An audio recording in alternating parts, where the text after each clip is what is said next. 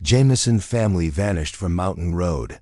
Years later, their truck was found full of cash, phones, and the dog, the mountain, and the silence. It was October 8, 2009, when the Jamison family vanished from the hills of southeastern Oklahoma.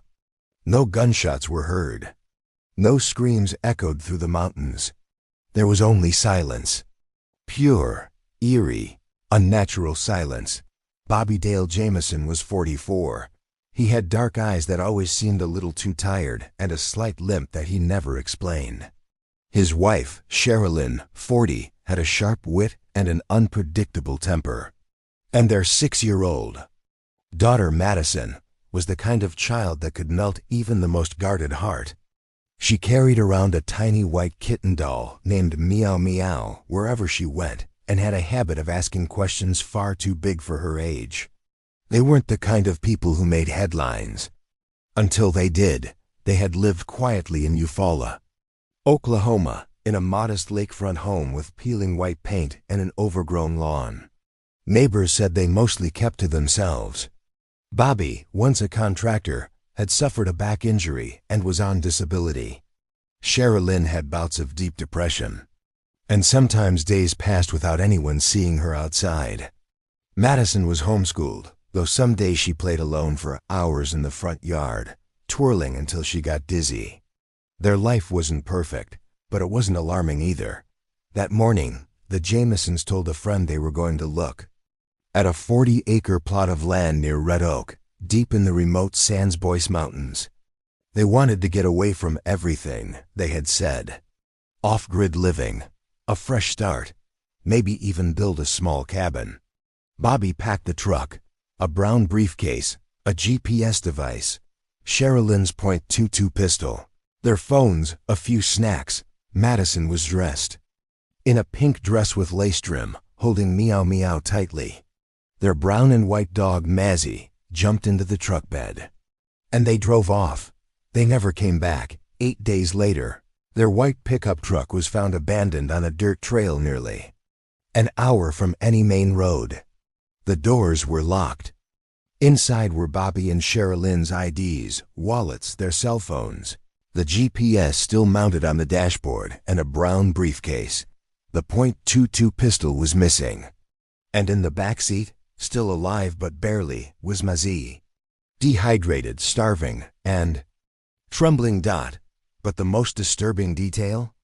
Inside the truck, in the center console, was a bank bag. It contained $32,000 in cash. No one could explain it. There were no signs of struggle, no blood, no evidence of a crash. It was as if they had just stepped out of the truck and vanished into the trees. The search that followed was massive. Over 300 volunteers, cadaver dogs, helicopters. The woods were combed for weeks, but there was nothing. No footprints, no clothing, no campsite, not even a candy wrapper. It was as though the forest had swallowed them whole. Sheriff Beauchamp, a stern man with a strong jaw and graying hair, called it the strangest case I've ever worked. But the mystery didn't start with the disappearance. In the weeks leading up to that day, those close to the Jamisons noticed strange behavior. Bobby had lost a lot of weight. He had been obsessively watching spiritual videos, including ones about angels and dark entities. Sherilynn had written bizarre notes in her journal, including phrases in what appeared to be Cherokee and pages filled with angry ramblings. One of her entries read, "He is not who he says he is. If I vanish, look at the mountains. He watches me from the trees." Even Madyson, just 6, had started telling her grandmother that she saw people standing outside her window at night. What the Jamisons didn't know, or perhaps didn't care to explain, was that the land they wanted to buy had a reputation. Locals called it cursed. Stories of strange lights, whispers in the trees, and hunters who never came back were often brushed off as folklore. But for a family already on edge, those hills may have held more than isolation. They may have held the end. In their home, investigators found a surveillance camera system set up indoors. It had recorded some unusual footage the night before they left. In it, Bobby and Sherilynn appear to be in a trance-like state, silently. Walking in and out of the house, loading items into the truck over and over without speaking. For nearly 30 minutes, they moved as if in slow motion, sometimes standing still for long seconds at a time. One detective would later say, "It looked like they were possessed." They left behind no note, no farewell calls. Just that footage, that truck, and that money. Years passed. Rumors grew. Some said they joined a cult. Others believed Bobby's father, with whom he had a bitter lawsuit over money, had something to do with it. Others still blamed meth cooks in the mountains, a drug deal gone wrong. But none of those theories explained the locked truck, the untouched cash, or the dog left behind. And then, 5 years later, in 2014, a hiker stumbled across a partial human skull, less than 3 miles from where the truck had been found, skeletal. Remains were discovered scattered beneath the trees. Tattered clothing, tiny pink fabric scraps. The remains of a child. DNA would confirm Bobby, Sherilynn, and Madyson, but the cause of death? Inconclusive. No bullet holes, no knife marks, no blunt force trauma, just bones. Time and weather had erased almost everything. They couldn't even say if they all died at the same time.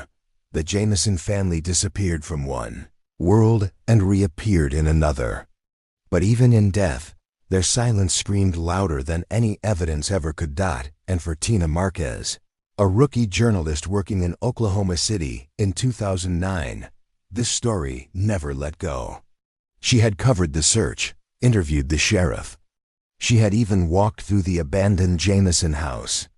And now, 15 years later, she had returned, not as a reporter, as something else, someone who had her own theories, her own secrets, because what Tina remembered most was a phrase etched into Sherilynn's old diary, one the police never published.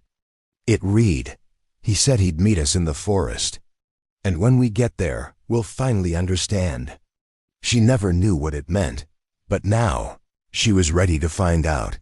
The house they left behind 15 years had passed, but the Jamison house on the edge of Eufaula Lake still stood like a question mark etched in peeling white paint. It had changed. Hands 3 times since 2009, but no one stayed long. The front porch sagged, weeds clawed through the cracked foundation, and the windows now boarded once offered glimpses into a family's final frantic days. Tina Marquez stood at the edge of the overgrown yard with a small digital recorder in her coat pocket and a notebook clutched against her chest. The wind was sharp, biting, rustling dead leaves around her boots. She hadn't come back since the story first broke.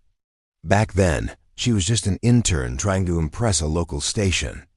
Now, after a decade of true crime reporting and a national podcast that made her name, she was returning to the case that had haunted her. She still remembered the day the news broke. A white pickup truck found with cash, phones, and a starving dog. A family that vanished without a trace. And later, a discovery of bones that answered nothing. Tina took a breath and stepped forward. The new owner, a man named Daryl Foy, had bought the place as a fixer-upper, but stopped renovations within 3 months. When Tina called him, he was hesitant at first. "You a reporter?" He'd asked. "Sort of," she'd replied. "I just want to understand why this house still feels ... wrong." He gave her 10 minutes. Inside, it smelled like damp wood and lost time. The walls had been stripped down to bare studs in places. A shattered light fixture hung by its wiring in the kitchen. The staircase creaked under her boots as she made her way upstairs, flashlight beam bouncing against the walls. Most rooms were empty, but Madyson's room had been left largely untouched.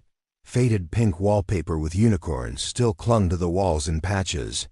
An old drawing was tacked to the inside of the closet door, a childlike crayon sketch of 3 people holding hands beneath a bright yellow sun. One figure stood slightly apart from the others. It had no face. Tina exhaled slowly. This was where it began, The strange journal entries, the unexplained money, the spiritual obsession, and the question that refused to die. Why would a family bring $32,000 in cash to a remote mountain trail? Sherilynn's mother, Connie Cocotin, had once told local news that her daughter believed the house was haunted. She would talk about seeing dark spirits in the corners of the room. Bobby, too, had become withdrawn in his final year, convinced they were being watched. Tina opened her notebook and reviewed the notes she'd gathered over the years. Among them were passages from Sherilynn's diary, never released to the public. Her source, an ex-deputy who had since retired and turned bitter toward the department that pushed him out, Sherilynn had written, "Bobby says the silence speaks now. I don't know what that means, but I believe him. Every night I wake up to shadows where there shouldn't be any. I think Madyson sees them too. There was a man in the yard. Bobby thought he was real. I didn't. He smiled without teeth." Tina traced her fingers along the closet edge. There were marks carved faintly into the wood, small, rough scratches that almost looked like tally marks. 17 of them. She snapped a photo. Back downstairs, she stood in the living room where the surveillance footage had been filmed. She'd seen it once, years ago, before it vanished into police archives. It had always bothered her, the robotic movements, the blank stares, the way Sherilynn paused mid-walk as if listening to something no one else could hear. That video never made sense. Now Tina had new tools. Her podcast had opened doors that journalism alone couldn't. Listeners, whistleblowers, experts, people who remembered things. She sat on the floor where the Jamisons once stood and turned on her recorder. Episode 1, she whispered. The Jamison family. What really happened the week before they vanished? Click. She would start with the footage. She knew a former IT consultant who worked briefly with Latimer County Sheriff's Department. If anyone had backed up the video before it went missing, it would be him. Then she would visit Sherilynn's best friend, Nikki Willows, now a hospice nurse in Tulsa, who had refused all interviews. Tina had found her address. She hoped Nikki would finally talk, and she wanted to speak to the man who first found the truck, but above all, she wanted to know what Bobby and Sherilynn believed they were escaping from, because something drove them into those hills. Something powerful enough to leave behind everything they owned, carry thousands in cash, and lead their daughter deep into the woods. And whatever it was, it started in this house. Back in her rental car, Tina drove to the edge of the road and looked once more at the sagging front porch. As she was about to pull away, she saw something move in the upstairs window. A flicker. Like a curtain, but there were no curtains. She gripped the wheel and stared. Nothing, just shadows and glass. She shook it off. Tomorrow she would go to Red Oak, to the place where the truck was found, to the dirt trail where the Jamisons took their final walk, because this wasn't just a cold case. It was a warning. The trailhead, Red Oak, Oklahoma, was a town forgotten by time. Main Street was a single lane flanked by faded storefronts and a post office that still hand-stamped letters. The surrounding forests, however, were alive, dense, humid, filled with sound and silence that shifted with the wind. Somewhere within those woods, 15 years earlier, the Jamison family had disappeared. Tina Marquez pulled off Highway 82 onto a gravel road that wound through the base of the Bois Mountains. The air felt different here, thicker. She rolled down the window. The pine and oak trees stood like sentinels, tall and watchful. It was quiet, but not empty. At the edge of the tree line, she saw it, the spot where the truck was found, now overgrown with moss and wildbrush, the clearing still. Bore tire ruts, faded but unmistakable. Tina parked her rental and stepped into the brush. A chill ran up her spine, not from fear, not yet, but from recognition. She had seen this place in photos, on drone footage, in dreams. It looked the same. Except now she was here, alone. She walked toward the center of the clearing. Her boots crunched softly over dead leaves. The exact location where the Jamison truck had been discovered was now partially hidden beneath a fallen pine limb.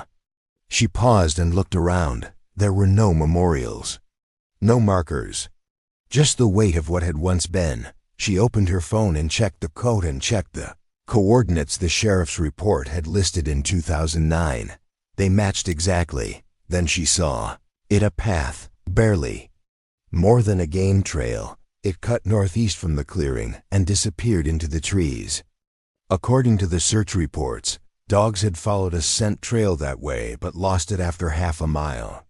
Beyond that, nothing. Tina followed it. The woods swallowed her quickly. The canopy grew denser, and the sky disappeared behind green and gold leaves. She walked carefully, scanning for anything.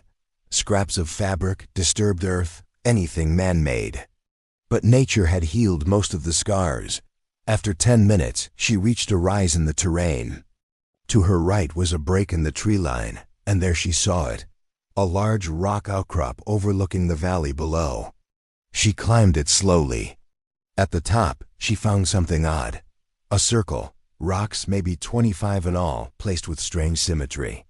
They were not naturally fallen. They had been arranged. Dot at the center, charred blackness, a fire pit. Tina knelt beside it. She touched one of the stones, warm, from sun or memory. She couldn't say. Something about the place felt ceremonial, ritualistic. Not evil, but not comforting either. Like it had seen too much. She stood and took a few photos. Then her phone buzzed. She jumped, heart skipping. A message. Unknown number. Don't dig into this. People get buried in these woods. She stared at the screen. No signal icon. No bars. How had the message come through? She looked around. No one. Not a footprint but hers. Suddenly aware of how quiet it had become, Tina slowly backed away from the fire circle. Her breath quickened. She tried to call out, just to hear her own voice, but nothing came. She turned and hurried back toward the clearing. Back at the car, she locked the doors and sat for several minutes, hands on the wheel, pulse racing. The message was gone. Vanished. From her screen. She checked the recent texts. Nothing. Had she imagined it? Or had someone been watching? She drove back into town, heart still pounding. Her next stop was a small gas station where the original search team had parked their vehicles in 2009. The owner, Mac, still worked there. Tina had called ahead. He agreed to talk. Mac was in his 60s now, with sun-browned skin and a limp. He remembered the Jamisons. They came in 2 days before they vanished, he said, sipping weak coffee. Got gas, bought snacks. Little girl asked me if I believed in angels. Tina raised her eyebrows. She said that? Clear as day. Then she said her mommy talked to one at night. Said it visited their house. Gave her a message. What kind of message? Mac shook his head. Don't know. But that girl wasn't joking. She was serious. Looked right at me, said, he says we have to go to the mountain. He says it's time. Tina sat back in her chair. Do you think they were meeting someone? Mac stared into his coffee for a long time. I think, he said slowly. They thought they were. Back at her motel room, Tina reviewed her recordings. Her mind kept returning to the rocks, the message, the girl's words, and a thought came to her. What if they didn't vanish? What if they followed something? The witness the next morning. Tina drove to Tulsa. The sun was low and sharp through the windshield, and for the first time in days, she felt more alert than afraid. Her destination was a small hospice center near the city limits, tucked between a chapel and a row of shuttered shops. It was quiet, private, exactly the kind of place someone like Nikki Willows would choose to disappear into. Nikki had been Sherilynn's best friend.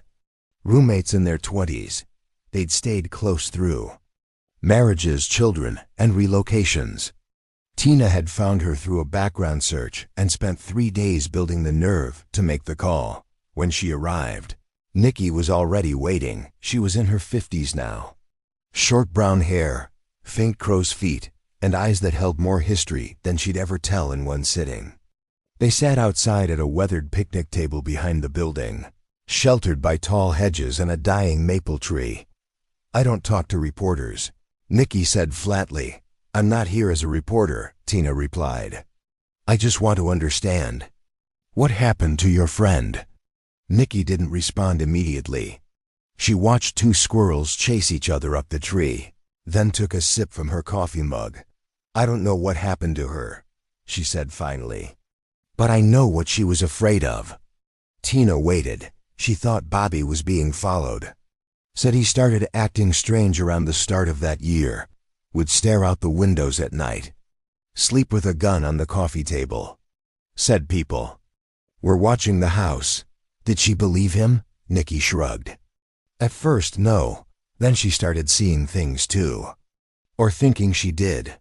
I don't know. She said Madyson had dreams that described things happening before they did. Like a storm, a phone call. One time she said Madyson dreamt about someone dying, and the next day Sherilynn's uncle had a heart attack. Tina noted this. Did she think they were in danger? She didn't say danger, she said cursed. They sat in silence. Nikki pulled a folded paper from her pocket. It was creased and smudged. She placed it on the table. I found this in one of her old boxes after the disappearance. I never gave it to the police. I didn't think they'd take it seriously. Tina opened it slowly. It was a letter, handwritten, from Sherilynn to Nikki. It read, "Nikki, if anything ever happens to us, it won't be because we ran. It'll be because we were called. Bobby thinks the mountain is clean.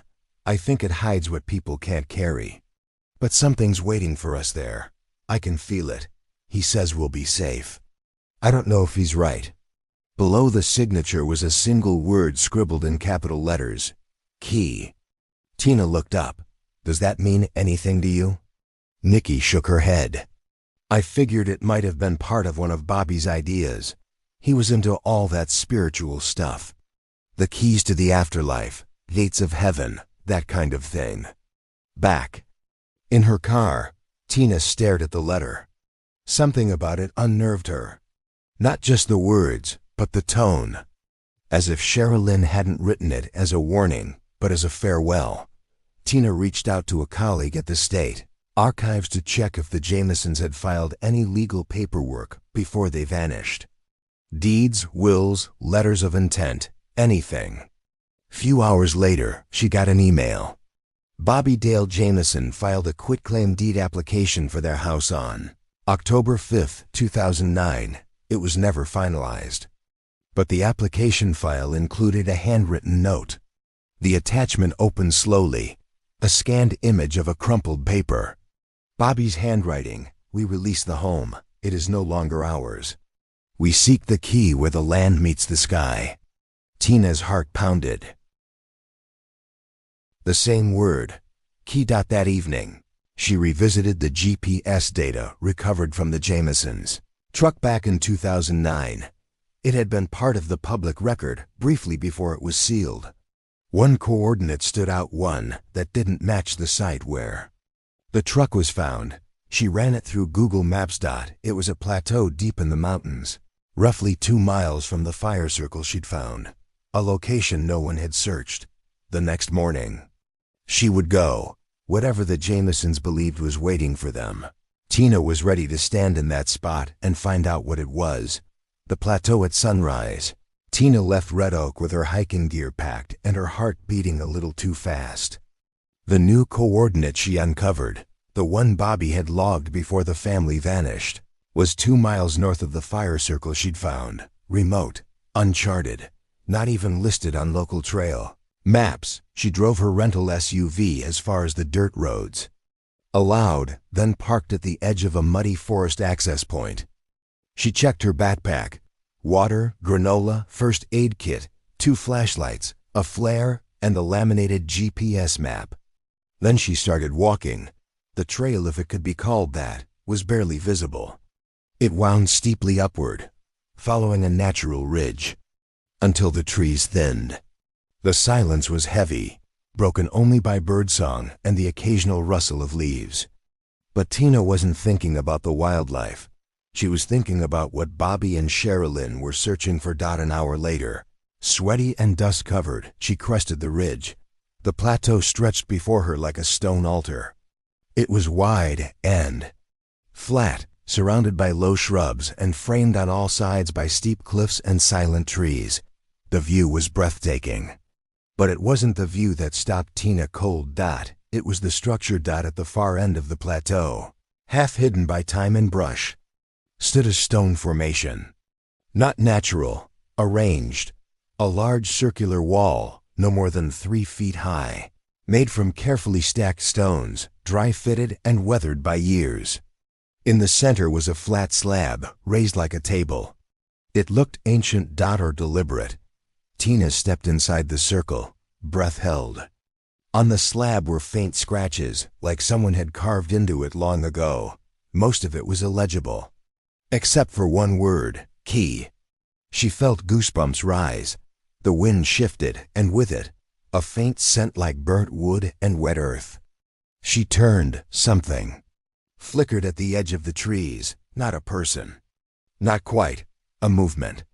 A shimmer, like heat rising from asphalt. She blinked. It was gone. Tina snapped photos of the formation, the scratches, the plateau's edges. Then she sat on the stone bench nearby, breathing shallowwl. Why had no one found this? Why was this never mentioned in any search reports? Unless they had found it. And never reported it. Back in town that evening, she reviewed her photos. On her laptop screen, zoomed in, the carvings were more visible. Not just the word key. There were initials. BDJ, SDJ, MJ, Bobby Dale Jamison, Sherilynn Denise Jamison, Madyson Jamison. Had they been here? Had they left this? Her phone buzzed. Another unknown number. This time, a voice message. She pressed play. A child's voice. Soft, breathy. We followed the key. Mommy said it would open the sky. But he lied. He wasn't the light. Tina froze. The message ended. No number attached. She replayed it. Same voice. Same message. Madyson's voice. It couldn't be. Tina sank into the motel chair, heart pounding, mind racing. The Jamisons hadn't simply wandered into the forest and died. They had followed something, believed something. Or someone. And now, 15 years later, the echoes of their steps were reaching out from the shadows. The tapes. Tina didn't sleep that night. The child's voice, soft, distant, haunting, played in her mind over and over. She scoured every known recording of Madyson's voice from home videos, local news segments, and interview archives. None matched perfectly. But the tone, the lilt, the weight of innocence, it was almost indistinguishable. She forwarded the voicemail to her friend Jonah, a former digital forensic specialist who now helped with her podcast editing. She sent it with a message. Please analyze. Is this computer generated? Old audio clipped together? Or real? Then she returned to her research. There was one more place she hadn't explored. The evidence room logs from 2009. She had an inside connection there too. Deputy Eliza Monroe, a quiet, cautious officer who had always believed something was wrong with the Jamison file. Tina met her in a diner off Route 112. A place where the waitress still called you honey and refilled your mug without asking. Eliza handed over a manila folder. Keep it an hour, no more, she warned. Inside were the old inventory lists. One entry stood out. Box 71. Family home videotapes, VHS, 7 total. But there was a note scribbled beside it in red pen. Missing from file as of Jan 2010. No record of checkout. Gone? Tina asked. Eliza nodded. Just vanished, like them. Tina returned to her motel and called a contact who once digitized old footage for the sheriff's department. You ever back up the Jamison home videos? Long pause.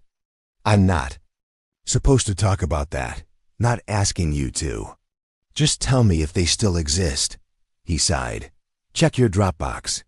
In 20 minutes, don't call back. 21 minutes later, she received a file dump. Grainy VHS conversions, all labeled by year. She watched for hours. Madyson riding a tricycle. Sherilynn teaching her to write. Bobby filming from behind the camera. His voice soft, almost fragile. But one video froze. Her October 5th, 2009. 3 days before the disappearance. The footage was shaky. Bobby and Sherilynn stood in the backyard at dusk, packing bins into the back of the truck. Madyson played by herself, drawing circles in the dirt with a stick. Then she turned to the camera. Her voice was soft.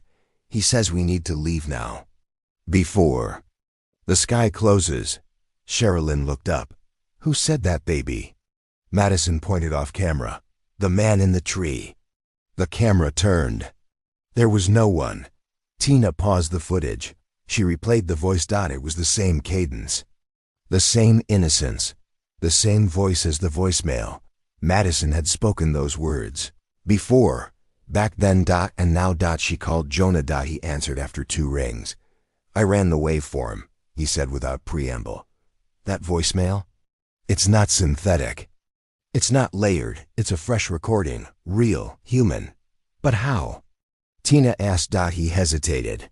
You're gonna hate this part. The audio signature, it's consistent with outdoor capture. And the metadata.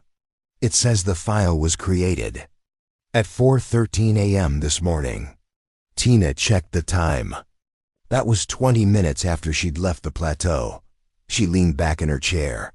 What are you telling me?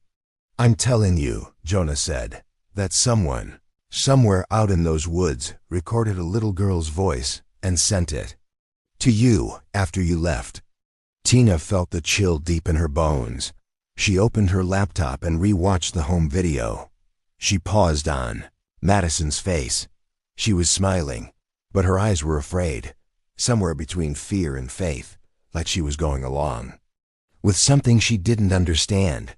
Tina whispered into the silence of her room. Why did you go? And for the first time, the question didn't feel rhetorical. It felt like someone might answer. The voice in the woods. Tina spent the next day in silence. She turned off notifications, closed her laptop, and walked the stretch of Lake Eufaula's shoreline behind the motel, the voicemail, the tapes, the plateau. Each detail kept circling back to one impossible truth. Someone or something was still speaking in Madyson's voice. By late afternoon, she cracked. She called Jonah again. Do you still have that field recorder we used in Tennessee? The one that picks up ambient sound? Yeah, he said. You want it overnighted? No, I want you to bring it, yourself. He didn't ask why. He drove in from Little Rock the next morning. Together, they drove back toward the plateau. But this time, Tina wasn't looking for symbols or carvings. She wanted presence. They parked where the trail faded into scrub brush. Jonah loaded the equipment, a tripod, directional mics, and a small motion-sensitive camera. They hiked the 1.5 miles to the summit. The air was crisp. The woods were still. At the edge of the stone circle, Tina showed him the carvings. Jonah's eyes narrowed. These aren't random. They're grid-aligned. Look, 4 points, equal spacing. Something was marked here. They set up the equipment and stepped back. They waited. An hour passed. Then 2. At 6:42 p.m., just as the sun kissed the western ridge. The motion sensor beeped. Jonah leaned toward the screen. Got something. Static. Then a faint voice. A whisper. He told us the gate would open. Tina froze. The same childlike voice. Jonah's hands trembled. That's not interference. Tina whispered. Can you triangulate? He adjusted the settings. It's coming from east of here, maybe 40 yards. She didn't hesitate. She grabbed the flashlight and stepped into the trees. Jonah followed. They moved through tangled brush, the beam catching fragments of ground, broken branches, rotted leaves, faint impressions.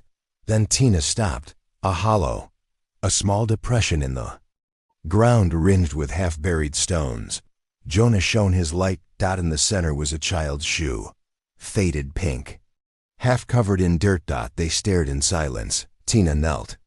Inside the shoe was a paper tag, worn, almost unreadable. But the letters were clear. MJ. Jonah stepped back. Tina, this hasn't been touched in years. She turned slowly, the flashlight sweeping the trees. Then she saw them, 3 shapes. Stone markers, primitive, like gravestones without inscriptions. Tina moved closer. Each one faced the same direction. Aligned. Bobby, Sherilynn, Madyson, unmarked, unclaimed, unnamed. Jonah whispered, "What is this?" "A burial," she said. A silent one. He raised the recorder. The mic picked up ambient wind. Then, a whisper, barely audible. He wasn't light. He was hollow. Tina turned. "Did you hear that?" Jonah nodded, white-faced. That night, they reviewed the footage. The audio was real. The voice repeated the same phrases like fragments of a broken chant. Gate. Sky. Hollow. The key. Tina uploaded a secure copy to her encrypted server. Then, she opened her notebook. The symbols. The plateau. The note Sherilynn wrote, "We seek the key where the land meets the sky." Tina whispered it aloud. Maybe this wasn't a disappearance. Maybe it was a pilgrimage. And whatever the Jamisons were searching for. They found it, but it didn't set them free. The key. The next morning, Tina returned to the site. Alone, Jonah stayed behind, spooked and exhausted. He didn't say it aloud, but Tina knew he'd seen and heard enough.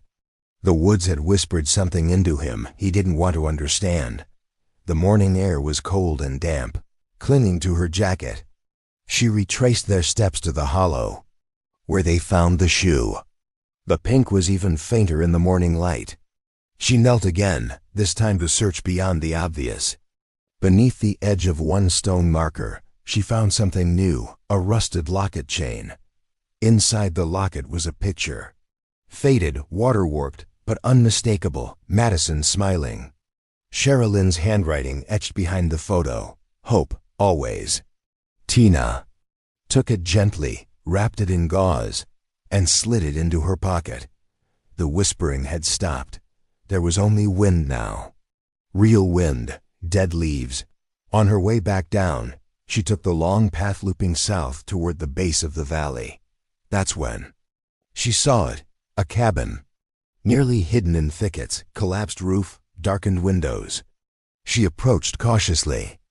The structure looked abandoned for decades, but as she stepped onto the porch, she saw something chilling. Children's drawings tacked to the inside of the door. Stick figures. One of them holding what looked like a black sun. Another had the word key scribbled over and over again. Until the paper tore. She pushed open the door. Inside, the smell of rot and mold. A cot, a rusted stove, cans stacked in corners. And on the back wall, more words, etched directly into the wood. The gate doesn't open for doubt. She took photos of everything. Her mind spun. Was this where the Jamisons were headed, or where they were led?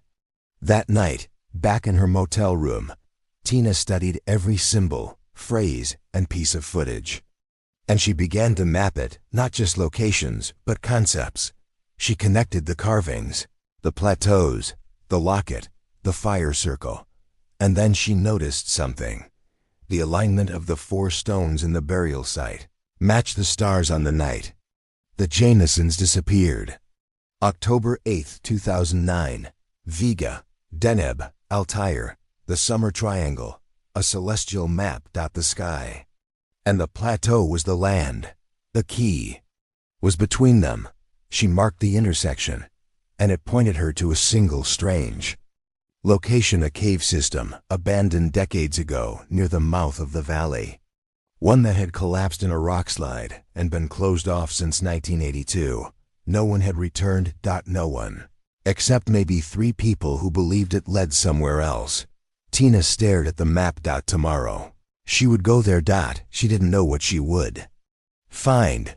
But she knew now this was never about a disappearance. It was a decision. The gate, the entrance to the collapsed cave system, was more of a memory than a landmark. A hollow etched into a limestone cliff, partially swallowed by ivy and time. The forestry department had long ago sealed it off with warning signs and rusted fencing. But when Tina arrived that morning, she saw what she'd feared. The fence had been cut, the entrance breached. She stepped through the gap. The air shifted. Cold, moist and still. Inside, her flashlight beam sliced through years of settled dust. The cave opened slowly, walls tightening like a throat before expanding into a low, wide chamber. It was empty. Almost. In the center was a fire pit. Ashes undisturbed. And beside it, arranged with careful intention, 3 stones, flat, smooth, aligned in a triangle, on each a word: body, mind, belief. Tina circled them slowly, her footsteps muffled. On the far wall, something had been scratched. Deeply into the rock. You cannot take the key. You must become it. Her stomach turned. There was a presence here. She felt it, not human, not ghost, just pressure. A watching. Her recorder picked up ambient sound, static, then a pulse like breathing in the dark. She whispered, "Bobby, Sherilynn." Silence. Then, a whisper. Right behind her. "We brought her to the door." She chose. Tina spun. The beam caught nothing. She stepped closer to the wall. Carved deeper into the rock, below the other words. MJ. A child's drawing was etched there too. Stick figures, one smaller, arms raised, standing in front of a large black circle. A line extended from her head into the circle, and above it, "Light is not kind, it is consuming." Tina backed out slowly, her heart hammering. When she reached daylight, her knees gave way. She sat in the dirt, chest heaving. They hadn't simply died. They hadn't gotten lost. They had followed something into that cave. The body found years later, the scattered bones, was real. But the event that led there? It wasn't natural. Not drug-related. Not cult-driven. They believed something was waiting for them in that cave, and Tina now understood why the case had gone cold so quickly. Because anyone who got close either stopped asking questions or started hearing voices. Back in her motel, she called Jonah. "I saw it," she said. "I heard them." Jonah was quiet. Then, "I believe you." A long pause. "I think we should publish," she said. Another pause. "You think they'll let us?" She shook her head. "No, but we're not asking." She uploaded every file: photos, audio, transcripts, coordinates to 3 different servers. Then she opened her podcast software. She titled the episode, "The Gate," and as she hit record, the lights flickered. Far away, in a valley that no one dared to map, the wind blew through 3 unmarked stones and whispered a name only the forest remembered. Madyson. The door remains. The podcast episode went live at midnight. By morning, it had over 400,000 downloads. Listeners were stunned. Some skeptical, some terrified, others deeply moved. The voicemail clip, the cave photos, the stone inscriptions. Tina included everything. It wasn't about proving a conspiracy. It was about showing a story that no one had ever been willing to tell. But Tina didn't feel triumphant. She felt raw, shaken. She stepped outside the motel just after dawn, coffee in hand, and stared toward the tree line. The wind was still. No voices, no shadows. Just the weight of knowing. Jonah joined her. "You okay?" "I don't know," she said honestly. They sat in silence for a long while. 2 days later, Tina received an email from a private investigator named Lawrence. Holly. He had once been hired quietly by a family friend of the Jamisons to look into their disappearance. His email read, "I heard your episode. You were right about the cave. But there's one thing you don't know. A journal. Found in 2010. Suppressed by the sheriff's office. I still have it. Attached was a scan of a page. Sherilynn's handwriting. Familiar, shaky. This is not a warning. This is a promise. We are not afraid. We are becoming. Tina stared at the words. Becoming what? That night, she returned one last time to the plateau, alone. She sat within the stone circle, recorder in her lap, the stars stretching overhead. Vega, Deneb, Altair. The same alignment from 2009. The same silence. But something felt different. She didn't hear a voice. She felt one, a warmth. A hum beneath her spine. Like the earth remembering something it hadn't told in years. She whispered into the recorder. They didn't vanish. They stepped into something we don't have language for. A belief so complete, it became real. Whether it was madness or transcendence, they believed. And maybe belief is the most dangerous kind of map. She stood slowly, placed the recorder at the center of the stone circle, and walked away. She didn't turn back. Weeks passed. The episode made headlines. A national network requested the rights to adapt the story. Book publishers reached out.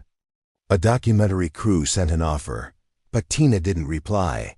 She moved to a quiet town in Colorado and started over, working at a local library, helping teenagers write essays and elderly couples set up their email. She smiled more. She slept with the windows open. But some nights, when the wind hit just right, she would wake with a word on her lips she didn't understand. Not in English. Not in any language she knew. And every year on October 8th, she lit 3 candles by the edge of the woods. One for Bobby, one for Sherilynn, one for Madyson. She never claimed to solve the case, because what the Jamison family left behind wasn't a mystery. It was a question. And some questions aren't meant to be answered. Some are meant to be carried, like a key,